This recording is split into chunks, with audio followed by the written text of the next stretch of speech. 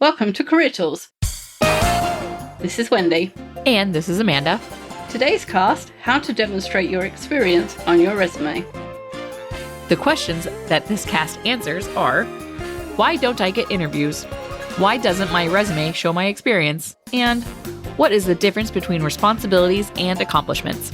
And if you want answers to these questions and more, keep listening. We're excited to announce that the Manager Tools license is evolving to offer pathways to professional excellence. Soon, you'll be able to choose between 3 distinct licenses: the Career Tools license, the Manager Tools license, and the Executive Tools license. Each of these licenses is specifically designed to provide you resources and benefits tailored to your current career stage. Whether you're just starting out, managing teams, or leading at the executive level, we'll have a license that matches your specific needs and future aspirations. Each license will offer benefits customized to help you excel in your current role and prepare you for your next career move. For existing licensees, keep an eye on your inbox for emails detailing what's happening, how you'll benefit, and special opportunities to gain even more by renewing your license early. And for those of you who aren't licensees, don't miss out on this chance to supercharge your pathway to professional excellence. Join us as a licensee now to take your professional development to new heights with a license perfectly suited to your career stage. If you join before the transition, you will reap extra benefits. I'm not sure if this is a revelation to anybody or not, or if this is going to be completely confusing, but your job history is not your work experience. So the list of jobs that you've held and the companies you've worked for is not evidence of the jobs you can carry out and how well you did them. So if you had a list of all of the companies you'd worked for and the job titles, that doesn't tell anybody what work you've done. So the bulleted list that reflects your previous job descriptions is not evidence of what you're going to bring to the table, as they say, in a new role. And that's the reason, in the top 3 reasons of why we see resumes that don't get interviews. There's no evidence of any experience on the resume. All there is a list of what jobs people did, not what experience there is. And if you want to stand out in this sea of useless resumes, which is what we usually get, you need to showcase your real experience, which is your achievements and how you accomplished them, which is what we're going to talk about today. So we're going to cover, first, don't use bullets for responsibilities on your resume. Then demonstrate your experience with accomplishment bullets. And lastly, managers, claim your team's accomplishments. So don't use bullets for responsibilities on your resume. So the bullets on your resume, the bullet points, is for accomplishments.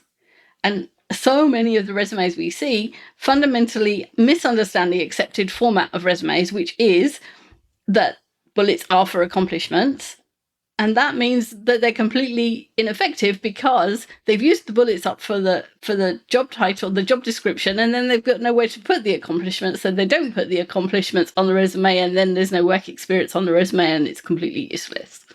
It's really hard. Like we just went through a recruiting round, and Alex kept saying to me, Winnie, I don't understand it. We've got like 400 resumes, and like there's like 2 I want to interview.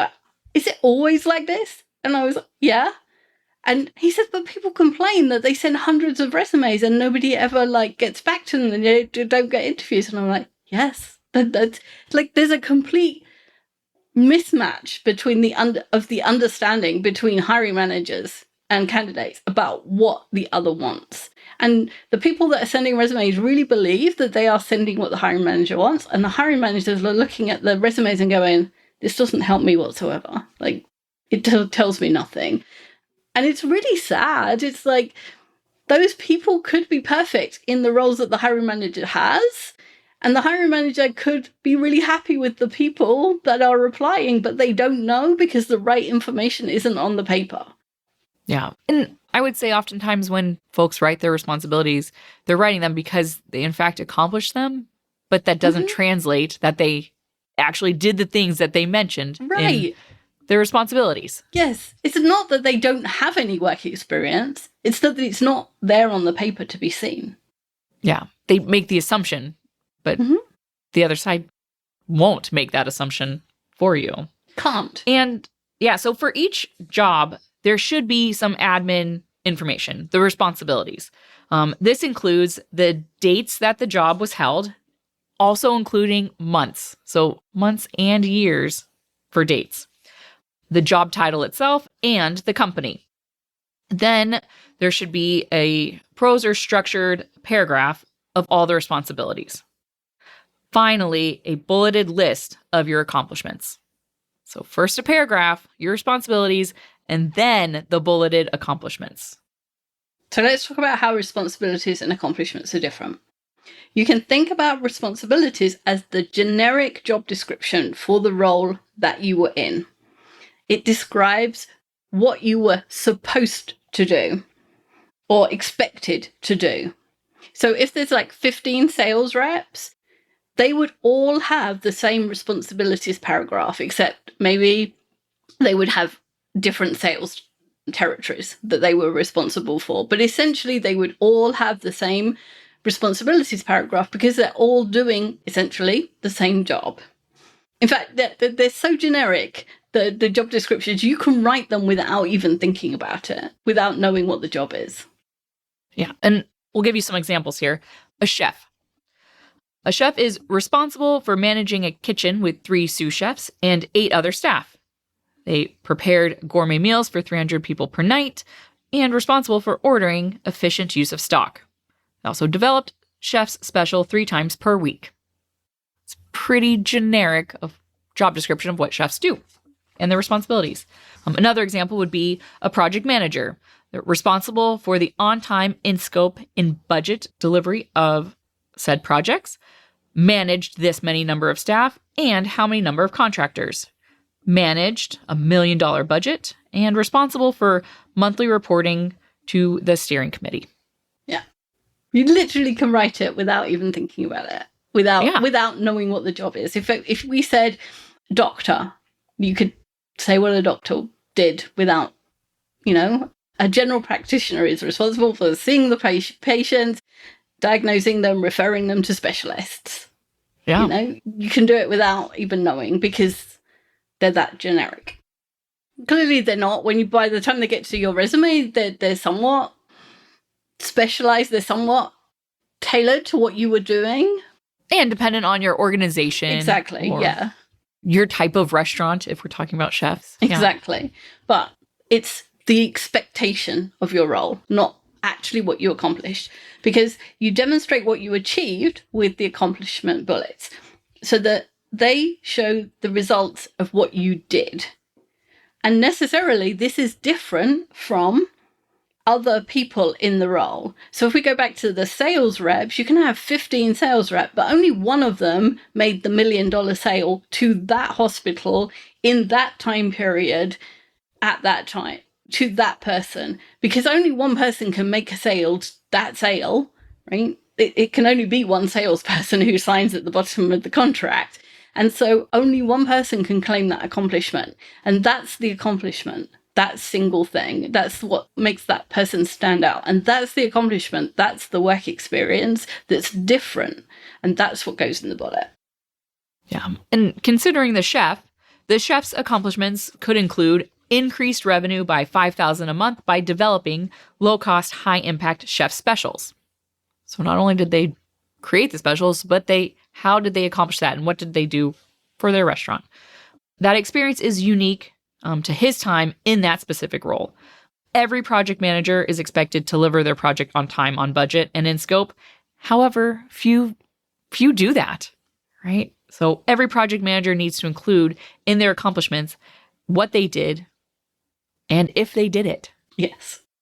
What and if they actually did the thing that they were responsible for. The secret for project managers is if you don't write, I delivered X project on time, on budget, and in scope, we assume that you didn't. Because if you did, you would write it on there. And then project managers don't write anything on there and we just assume that you didn't. So The accomplishment bullets are what you did that was different to everybody else. And that is necessarily a function of your skills, your experience, the economic conditions, what the team was doing at the time, what the company was doing at the time, what the customers, it can only be in that little microcosm of time while you were in the job. And somebody else in that job would have achieved more or less. But what you're saying to the hiring manager is, this is what I achieved with what I was given. And then it's up to the hiring manager to decide whether or not they think that what you achieved with what you were given was enough for them to want to interview you, whether it's enough for what they want, what they're looking for in the job that they're looking for to fill. Yeah. And just to kind of dig into this more, even a project manager could have, let's consider this, delivered 10 one-year projects, each the same size, the same blueprint, and the same team size. Without accomplishments, that person's resume looks exactly the same as the person who delivered a 1-year project in year 1 and a 3-year project 5 times the size of the project at the end of their tenure. Both very different accomplishments, but depending on how you write it, it could look exactly the same. Therefore, you're not standing out in any resume review. Yeah. And if you go back to the sales example, if you have 15 salespeople and they only put their responsibilities on the resume, you cannot tell them apart. And the person who delivered $1 million sale and the person who delivered 0 sales, their resumes look exactly the same. And if you're the person who delivered $1 million in sales, you don't want your resume to look the same as the person who's delivered 0, right? You've got that experience, you've got that accomplishment. You want it to be on your resume in a format that the hiring manager can see and use as a reason for bringing you in for an interview. Yeah. And it's very easy to write your accomplishments because you're going to write them the same way each time.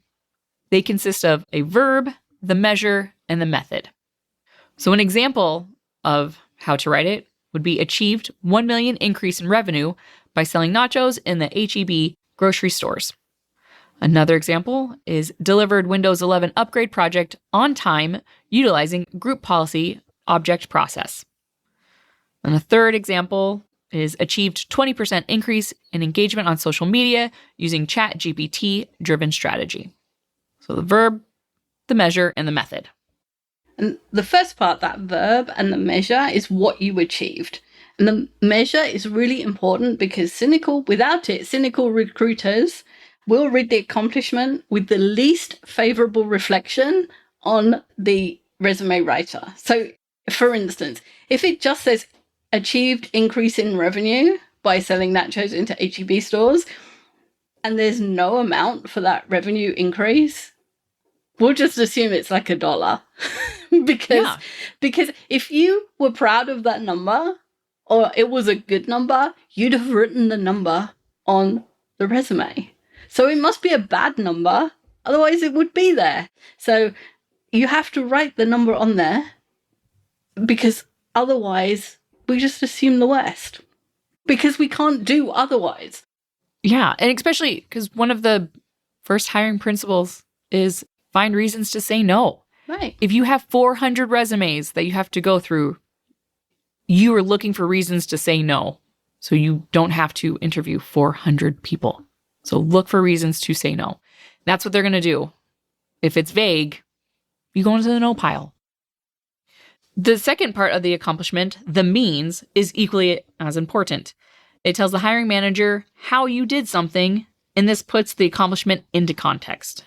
For example, there's a difference between achieving an IT rollout within an in-house team and one made up of in-house and contract staff, even if the team sizes are the same overall. So that accomplishment can look very different when you're working with just folks within your organization and having to herd not only within your organization, but all your contractors outside. That is 2 very different skill sets and can make a big difference when someone's looking at your resume. It's like the difference between working with an all US team or delivering all in the US and delivering globally or working with a global team. Those 2 things multiply the complexity of the project by what feels like 1 million-fold. And so you want to include that in the accomplishment because it shows that you are capable, that you have the experience of something so much more. And there's not a trick, that's not fair. There's something to, if you include the means, hiring managers are, one, often looking for someone who can not only accomplish a task, but accomplish it in a certain way. So they're looking for someone who can use a certain software or a certain method of doing something. So they have this job, they are using a certain principle or a certain method or a certain software to achieve whatever it is that they're achieving. So they're looking for people who can use that method. And this is where you put it. You don't put it in a paragraph at the bottom of the resume that says, I can use all of these pieces of software, and we have no idea of how you've used them in the past. It's much better to put it at the top in an accomplishment that says, I achieved X. There's no I's on resumes. Achieved or delivered installation of X software on time, on budget, on scope, like as a project. And then that way you get the thing of like saying, I used this piece of software, and you get the achievement. So you're describing how you used it. So you're saying it as a work achievement, as work experience, and not just, I can use this software, which again is not useful because the hiring manager doesn't know how you used it and how well you used it or how much experience you have with it. And the other thing is, if they don't have a method in mind of how they want something accomplished, they may see something in the method that you use and think, well, that's interesting. I want to find out more about that, especially if you did something in a very novel way. If you've used AI is the hot thing right now, if you've done something and you used AI, then they're going to want to talk to you because they're going to want to know how you did that. But it can be simple things. Sometimes if you're looking at clerical jobs and somebody has automated something on Excel using macros and Power Automate, that's Power Automate's now got AI in it, but until a year ago it didn't have. And if you've managed to automate those kind of jobs, a hiring manager is going to be interested in that, because those jobs that are a lot of data entry can have a lot of error. And so even if you're only automating Excel, that can be a really good thing for a hiring manager, and they can be really interested in, like, how did you do that? I want more of that. So it doesn't need to be something really highfalutin. That's what I'm trying to say. It can be something really simple, or what you think as simple, and it can still be really interesting to a hiring manager. Yeah. Effective and efficient. We are often asked if our effective communicator training is just for managers, and the short answer is no. While it's great for managers, the intended audience is anyone in the workplace or professional environment who wants to have more positive outcomes through a myriad of exchanges. This could be one-on-one conversation, over the phone or Zoom, email, in large group settings. It really doesn't matter. The specific training teaches you the behaviors of observation and analysis so you can have a good sense of the other person's communication style. And then we teach you through practice how to tailor your natural delivery for the most productive and positive outcome. Who wouldn't want those skills? Great for customer-facing individual contributors and all professional workplace disciplines. Contact Maggie at customerservice@manager-tools.com to learn how you can bring us into your organization with a cost-effective way of getting 30 people on your team trained.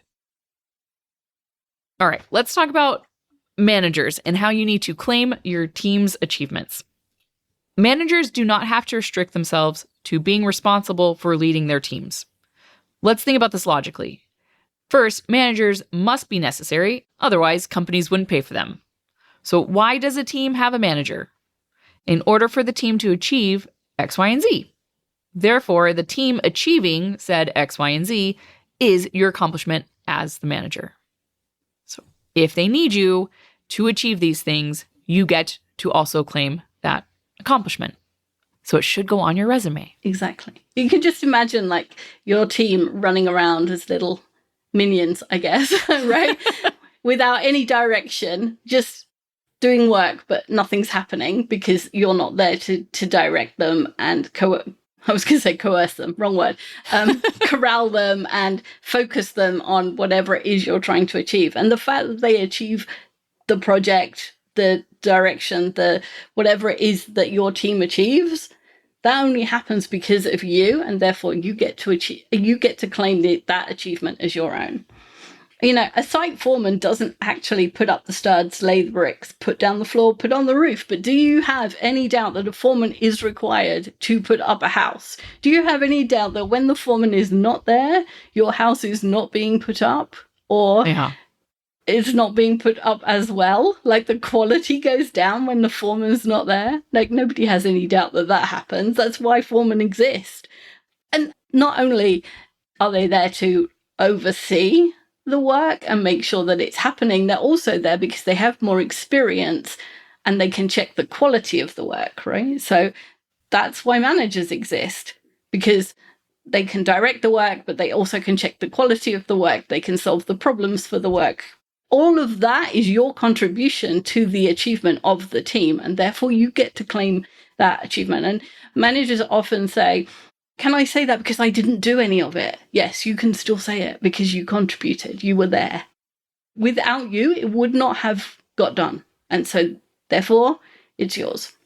You made sure it got done. Mm-hmm. All of your examples, just in my mind, I kept thinking of like a ringleader of a circus. Yes. Right? You need it. They know all the things going on. Uh-huh. Maybe they're just looking for the show, but they know all the acts. They know how to communicate in between them and make sure things run on time. So I was just thinking of a circus when you were chatting. So you can use by leading the team as a method for the accomplishment. So you can do achieved the delivery of X project on time, on budget, on scope by leading the team. But you can also use a method like Scrum or Agile. You can use by developing an initiative. You can use coaching. All of those work. One question, if you're finding it difficult to find the method, is to ask, what did I do differently to make this achievement happen? So if you think of like a generic manager, what was it that I did that was different that made this achievement happen? If you think of it that way. The other way I often use to find out what people did is I say, what would you have not done to get fired? So if you had not, what was it that you were doing that if you did not do it, you would have got fired? That often tells you what you were doing that was the thing that was important. So if you look at it backwards, sometimes that works. So if the only thing you change about your resume is putting responsibilities where they belong and adding accomplishment bullets, your success rate in obtaining interviews will increase. A resume with only responsibilities doesn't demonstrate any experience at all. It can only improve from there. It's short because there isn't much to say. All you need to do is move the responsibilities into a paragraph and start writing accomplishments, and automatically your resume gets better. Easy. Yeah. You become different from the other 400 on Indeed. Yeah. Thanks, Amanda. All right. Thanks, Wendy. Bye, everyone. Bye.